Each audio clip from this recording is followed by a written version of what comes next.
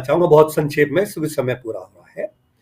पहली बात तो जयंत चौधरी को लेकर आपने जो अमित शाह ने जयंत चौधरी को न्योता दिया है, वो अमित शाह का डर नहीं है, वो रणनीति है।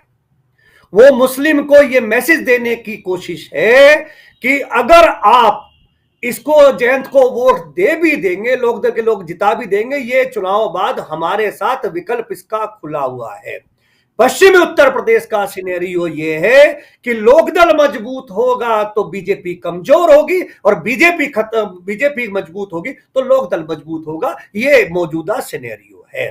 लोकदल के खत्म होने का स्वाभाविक लाभ भाजपा को है। ये मैसेज मुसलमान को देने की कोशिश की है कि इस जाट के चक्कर में मत आ जाना, ये तो कल को भी हमारे साथ आएगा। चूंकि हमने 21 जाट को टिकट दिया है, जयंत को हम अपने साथ लाएंगे। ये केवल एक रणनीतिक बयान था अमित शाह जी का, ये मूर्खता का बयान नहीं है, किसी डर के मारे नहीं।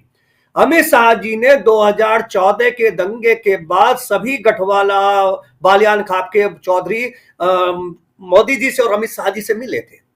तो दोनों ने कहा था कि आज हमारी सरकार बनी है तो जाटों के कारण बनी है, जाटों को कुछ मांगने की जरूरत नहीं है, हम अपने आप देंगे। जो आज आरक्षण की बात है, ये आरक्षण की बात जो अमित शाह जी ने मीटिंग बुलाई, 17 में भी बुलाई थी, 19 में भी बुलाई थी। कल अमित शाह जी ने यह कहा कि 17 में मैंने आपको बुलाया था, आप तब मुझे धमका रहे थे, 19 में बुलाया था तब धमका रहे थे, आज भी सुबह जब से आए हो सब धमका रहे हो। अगर धमकाने के बाद अभी भी गुंजाइश रहेगी और संजीव बालियान को लेकर मेरी कोठी पे आ जाना, मुझे फिर धमका देना, पर वोट मुझे ही देना, पता है मुझे देंगे, ये सब रणनीतिक बात है। इसलिए इनका प्रयास ये है कि यदि ये जाट मुस्लिम का गठबंधन बन गया तो झाड़ू लगती है पश्चिमी उत्तर प्रदेश में। मुस्लिम 40% से ज्यादा है, अधिकांश सीटों पर 17% जाट है, ये दोनों मिल जाते हैं, इनके साथ मिल जाते हैं तो भाजपा के लिए यहां पश्चिम उत्तर प्रदेश में कोई विकल्प नहीं बचता है।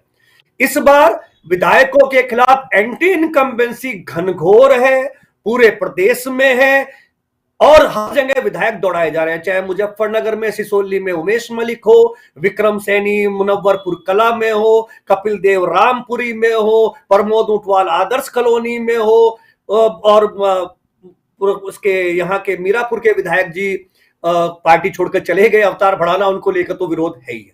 ये एंटी इनकम्बेंसी विधायकों के खिलाफ बहुत है। लेकिन इस एंटी इनकम्बेंसी में बीजेपी के लिए राहत की बात राजीव जी ये है कि बीजेपी ये परसेप्शन बनाने में सफल हुई है कि योगी आदित्यनाथ के आने के बाद प्रदेश में लॉ एंड ऑर्डर की स्थिति बहुत बेहतर हुई है।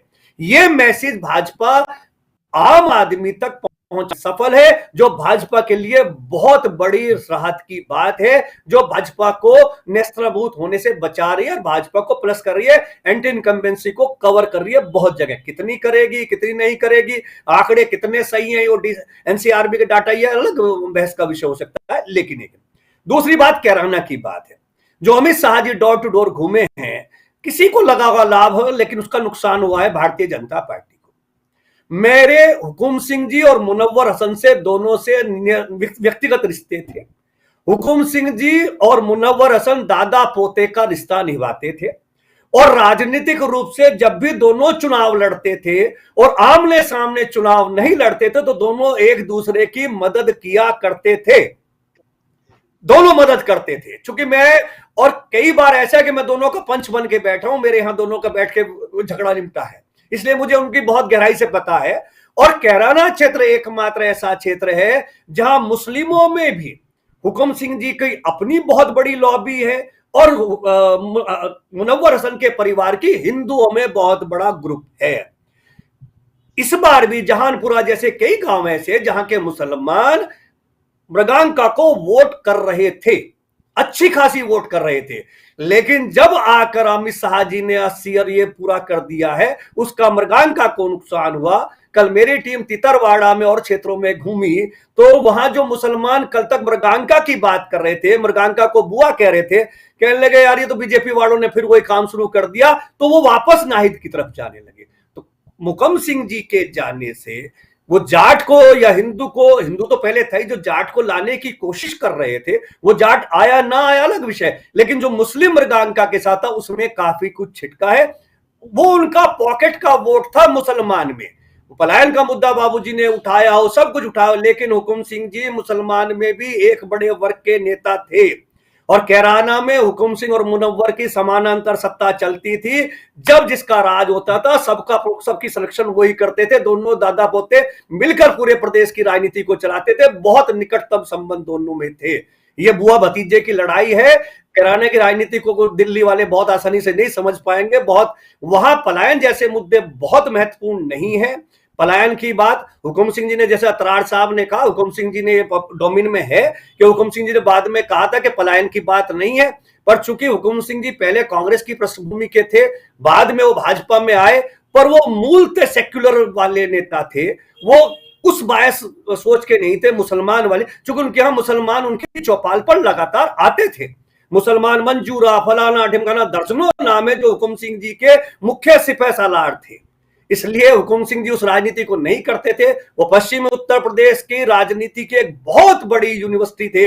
जो राजनेताओं को हुकुम सिंह जी से राजनीति के गुण सीखने चाहिए, वो डेकोरम सीखना चाहिए, जो हुकुम सिंह जी ने ताउम्र एमएलए रहते भी, एमएलए से हारने के बाद भी मेंटेन किया।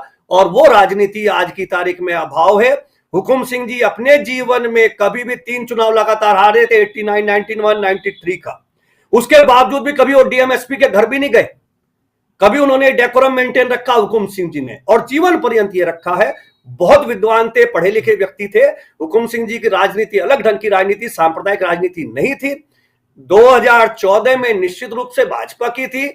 मुझे पूरे घटनाक्रम का मालूम है। 28 तारीख को जब ये पहले 27-28 में हुआ, जब 30 को पंचायत हुई, जब 7 तारीख को पंचायत हुई, तो हुकुम सिंह जी बसी से कुछ लोगों को, घायलों को लेकर गए थे नंगला मदौड़ की पंचायत में, जिनको खून लगा हुआ था। वहां से यह हुआ कि मुसलमानों ने हमला कर दिया। वहां से बात शुरुआत हुई थी।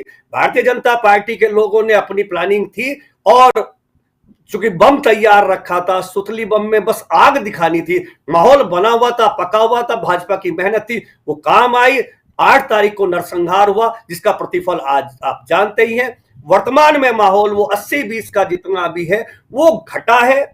उसका हिंदू मुस्लिम के प्रति वो दुराव कम हुआ है। कितना हुआ है कितना नहीं, ये तो 10 तारीख को पता लगेगा। घटा है, खत्म नहीं हुआ है। एक दो सेगमेंट है, शहरी सेगमेंट, व्यापारी सेगमेंट, सैलरी वाला सेगमेंट, जिसको गांव से मतलब नहीं, जिसे चचा रमजान से मतलब नहीं, जिसको गांव में, अगर आज मुसलमान, देखिए जब से मोदी जी ने, एक तो विडंबना ये है कि यूपी में 25 करोड़ की आबादी है और 15 करोड़ लोगों को हम बड़े गर्व से कहते हैं कि हम 10 किलो अनाज दे रहे हैं। बेशर्मी की सीमा यह कि 67% जिस प्रदेश के लोग केवल 10% सरकारी चावल पर जिंदा रहते हो, वो प्रदेश यूपी में विकास में नंबर 1 है।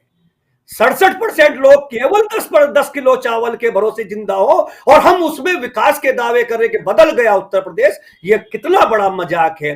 10 किलो चावल पे अगर जिंदा रहने वाले को आप संपन्न मान रहे हैं, वो गरीबी रेखा से नीचे जा चुका है। एक दूरी बढ़ रही है। गांव में मुसलमान अगर न मजदूरी काम करे तो किसी जाट किसान का गन्ना भी खड़ा नहीं होगा, गन्ने की छुलाई नहीं होगी, खेत पे जाएगा नहीं, गन्ना खड़ा रह जाएगा। हिंदू और मुसलमान, जाट और मुसलमान एक दूसरे की आवश्यकता है। किसी पंचर के नाम पे बयान करते हैं कि मुसलमान पंचर वाले, पंचर को नहीं, कोई ऐसा काम नहीं जहां मुसलमान की आवश्यकता नहीं है। और भारतीय जनता पार्टी का चैलेंज के साथ कह रहा हूं, पश्चिम उत्तर प्रदेश में 70% जनप्रतिनिधि वो हैं जिनके ठेकेदार मुसलमान हैं। ये हमें तो कहते हैं मुसलमान को गाली दे दो, मुसलमान को भगा दो, डर जाओ, लेकिन इनके ठेकेदार मुसलमान है। क्यों साहब? आप मुसलमान को ठेका दोगे विकास निधि का, सांसद निधि का, विकास निधि का, और मुसलमान से हमें तो बता रहे हो ये खतरनाक है, तुम इन्हें ठेकेदार बना के अपने नजदीक क्यों बैठा रहे हो? अपने किचन कैबिनेट में इनको क्यों शामिल कर रहे हो? ये दोहरी चरित्र है, इसको सचेत रहने की आवश्यकता है। इंसानियत जीतनी चाहिए। हिंदू मुसलमान के दुराव से राजनीतिक रूप से लाभ हो सकता है, समाज को नुकसान है। और किसान आंदोलन बहुत बड़ा काम किया है सामाजिक सद्भाव को वापस स्थापित करने का। इस समाज